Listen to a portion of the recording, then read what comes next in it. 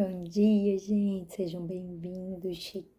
Estamos no capítulo 4 de Carta aos Efésios, esse canal onde você aqui lê um capítulo da Bíblia por dia. Tô falando baixinho porque ainda tá bem cedo, tem gente dormindo. Mas é isso, espero que esteja dando para ouvir. Vou voltar a usar aquele meu fone que me trollou qualquer dia, um dia desses aí, né? Mas enfim, acredito que agora eu vou saber usar. Bom, é isso, vamos que vamos. Fiz essa trança aqui, mas não tá rolando. O cabelo hoje já tá sujo. Vamos começar orando e a gente parte para a nossa leitura. Amém, Deus, obrigada pelo dia de hoje, Pai. Em nome de Jesus, te convidamos, vem falar conosco, senta conosco, senta com a Marina. E em nome de Jesus, que tudo que sair daqui, sabe, Deus, seja para honra e glória do Senhor. Que o Senhor venha nos instruir, nos direcionar, chamar a atenção de cada um de nós para algo que está escrito neste texto. Com esse objetivo é lido a palavra, todo o capítulo, para que não somente eu tire os meus destaques, mas que cada um aqui faça o destaque necessário para a sua vida, para a sua mente, para que aquilo que o Senhor nos fala possa controlar o nosso dia hoje, a nossa vida, a nossa existência, tudo que é em nós. Nós te convidamos, dizemos, seja bem-vindo, Espírito Santo de Deus, em nome de Jesus. Amém? Para.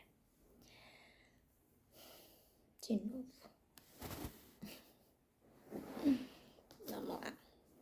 Vai dizer assim: por isso eu que estou preso, porque sirvo o Senhor Jesus Cristo, peço a vocês que vivam de uma maneira que esteja de acordo com o que Deus quis quando chamou vocês.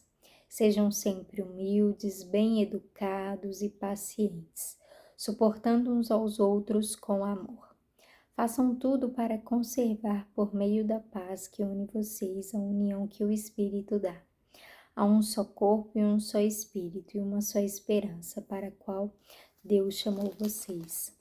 Há um só Senhor, uma só fé e um só batismo.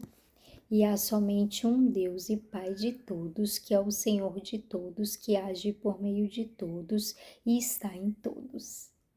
Porém, cada um de nós recebeu um dom especial, de acordo com o que Cristo deu.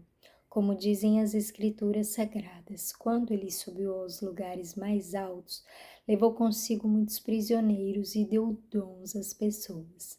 O que quer dizer ele subiu? Quer dizer que ele também desceu até os lugares mais baixos da terra, isto é, até o mundo dos mortos. Assim, quem desceu é o mesmo que subiu, acima e além dos céus, para encher todo o universo com a sua presença. Foi ele quem deu dons às pessoas. Ele escolheu alguns para serem apóstolos, outros para profetas, outros para evangelistas e ainda outros para pastores e mestres da igreja. Ele fez isso para preparar o povo de Deus para o serviço cristão, a fim de construir o corpo de Cristo. Desse modo, todos nós chegaremos a ser um na nossa fé e no nosso conhecimento do Filho de Deus. E assim seremos pessoas maduras e alcançaremos a altura espiritual de Cristo. Então, não seremos mais como crianças, arrastados pelas ondas e empurrados por qualquer vento de ensinamentos de pessoas falsas. Essas pessoas inventam mentiras e, por meio delas, levam outros para caminhos errados. Pelo contrário, falando a verdade com espírito de amor, cresçamos em tudo até alcançarmos a altura espiritual de Cristo, que é a cabeça.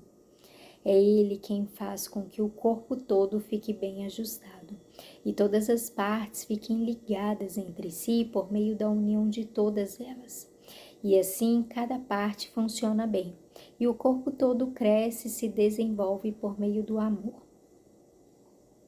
Portanto, em nome do Senhor, eu digo, insisto no seguinte: não vivam mais como os pagãos, pois os pensamentos deles não têm valor, e a maneira deles e a mente deles está na escuridão. Eles não têm parte na vida que Deus dá, porque são completamente ignorantes e teimosos. Eles perderam toda vergonha e se entregaram totalmente aos vícios. Eles não têm nenhum controle, fazem todo tipo de coisas indecentes. Mas não foi essa maneira de viver que vocês aprenderam como seguidores de Cristo. Com certeza vocês ouviram falar dele e, como seus seguidores, aprenderam a verdade que está em Jesus. Portanto, abandonem a velha natureza de vocês que fazia com que vocês vivessem uma vida de pecados e que estava sendo destruída pelos seus desejos enganosos. É preciso que o coração e a mente de vocês sejam completamente renovados. Vistam-se com a nova natureza criada por Deus, que é parecida com a sua própria natureza e que se mostra na vida verdadeira, a qual é correta e dedicada a Ele. Por isso, não mintam mais, que cada um diga a verdade para o seu irmão na fé, pois todos nós somos membros do corpo de Cristo. Se vocês ficarem com raiva, não deixem que isso faça com que pequem e não fiquem o dia inteiro com raiva. Não deem ao diabo oportunidade para tentar vocês. Quem roubava, que não roube mais. Porém, comece a trabalhar a fim de viver honestamente e poder ajudar os pobres. Não digam palavras que fazem mal aos outros, mas usem apenas palavras boas que ajudam os outros a crescer na fé e a conseguir o que necessitam para que as coisas que vocês dizem façam bem aos que ouvem. E não façam com que o Espírito Santo de Deus fique triste, pois o Espírito é a marca de propriedade de Deus colocada em vocês, a qual é a garantia de que chegará o dia em que Deus os libertará. Abandonem toda amargura, todo ódio e toda raiva. Nada de gritarias, insultos e maldades. Pelo contrário, sejam bons e atenciosos uns para com os outros. E perdoem uns aos outros, assim como Deus, por meio de Cristo, perdoou vocês. É isso, gente. Capítulo, então, 4 da carta aos Efésios. Um pouquinho mais comprido, mas com muitos ensinamentos. E eu quero começar no versículo 6, que vai falar assim: e há somente um Deus e Pai de todos, que é o Senhor de todos, que age por meio de todos e está em todos.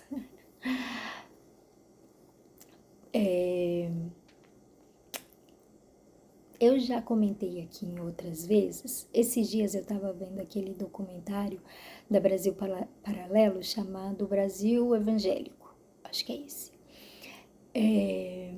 E foi bem interessante, assim, a constituição das igrejas, né? De cada denominação ali.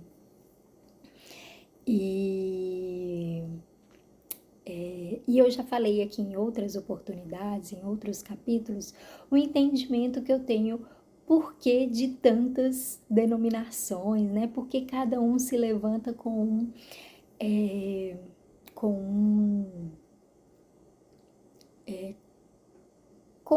um pensamento, com uma maneira nova de agir, né? De interpretar, de dar entendimento, enfim, dar essas direções aí, porque cá para nós às vezes são bem diferentes assim, né? Pentecostais, dos batistas, enfim, cada um com uma visão e uma interpretação bem diferente. E aí, quando a gente chega aqui no Efésios 4, a gente olha e a gente vê que Deus, Ele na verdade, e tá tudo bem, né? Essas muitas denominações. Mas a verdade é que todos são um só povo. Vou ler de novo. E há somente um Deus e Pai de todos, que é o Senhor de todos, que age por meio de todos e está em todos. Então, todos esses devem sim, ok. Às vezes você vai se identificar mais com uma raiz ali, com, né, tipo de denominação do que de outra, tá tudo bem. Mas a verdade é que todos nós somos uma igreja. Isso é ser igreja, né? Todos nós sabemos que temos um só Pai, um só Deus. Então não deve haver nem rixa, nem crítica, nem, né, embates. Acontece, embates acontecem. Para não me estender muito, então é isso.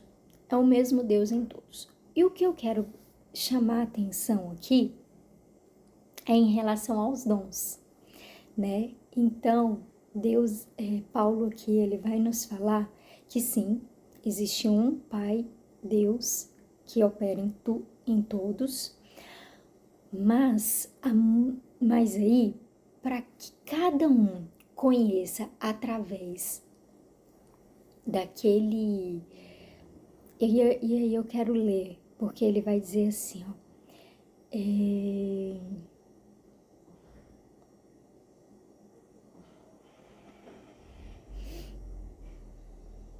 foi ele quem deu dons às pessoas, no versículo 11.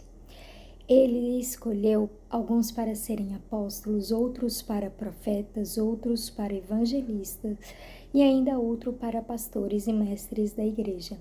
Ele fez isso para preparar o povo de Deus para o serviço cristão, a fim de construir o corpo de Cristo. E tem outra parte que eu queria ler também. Desse modo, todos nós, continuando aqui no versículo 13, desse modo todos nós chegaremos a ser um na nossa fé e no nosso conhecimento do Filho de Deus, e assim seremos pessoas maduras e alcançaremos a altura espiritual de Cristo. Talvez você foi alcançado por um evangelista.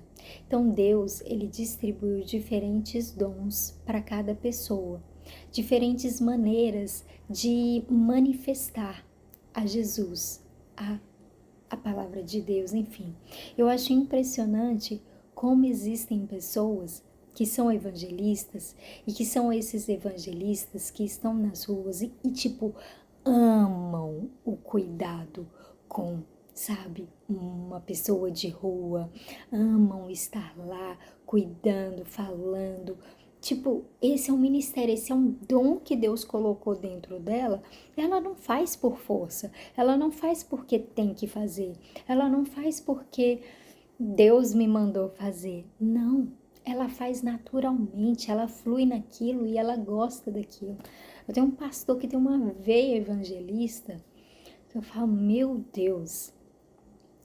Tem outros que são mestres, né? Que são pessoas que gostam mais, assim, desse ensino, né? Tem outras que, tipo, fluem numa capacidade, assim, de, tipo... Tem alguém aqui com uma dor aqui? Tem alguém aqui? Deus está me falando para essa pessoa, né? Que... para você esperar, minha filha, e tal. Enfim, seja como for, né? Outros ali foram constituídos como tipo mentores, né? Que são os apóstolos, e outros ainda como pastores. Nesse serviço de cuidado, de orientação, de conselho, Então, gente, cada um desses foi constituído com esse propósito para que todos alcancem a estatura do conhecimento perfeito de Cristo. Então, cada um vai ser necessário e vai ser importante para o reino, né? E aí, aos que estão se unindo, estão começando essa caminhada, que ainda não se encontraram nos dons, né? Seja de evangelista, de mestre, de apóstolo. Talvez você já tenha algo aí, né? Já tem uma veia para algo, já se conheça. Se não se conhece, acha que nenhum desses você se encaixa, não se preocupe, isso é dado com o tempo. Eu também não sabia, tipo, fui descobrir há muito pouco tempo atrás, na verdade nem descobri, né? Mas a gente vai assim caminhando e os dons do Espírito vão operando. Então é com o passar do tempo.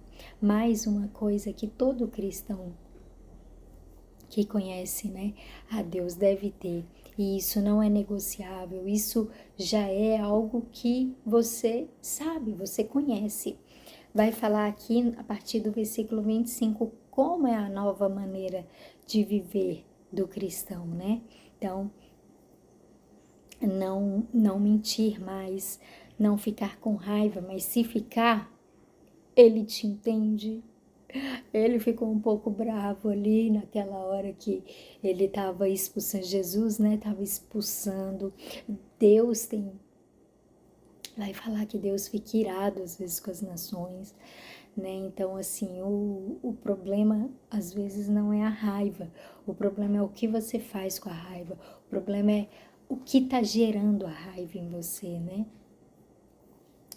Que mais? O que roubava não deve roubar mais. Aí, ao decorrer, uma pessoa que roubava, matava para roubar, ao decorrer do tempo, ela vai, se ela seguir os padrões de Jesus Cristo, deixar o Espírito operar, daqui a pouco ela não está não só roubando, mas como trabalhando para conquistar as coisas e não só trabalhando para conquistar, como ajudando, abençoando os pobres, abençoando as pessoas, tentando tirar elas daquela condição do qual ele foi encontrado por Cristo também. E é isso.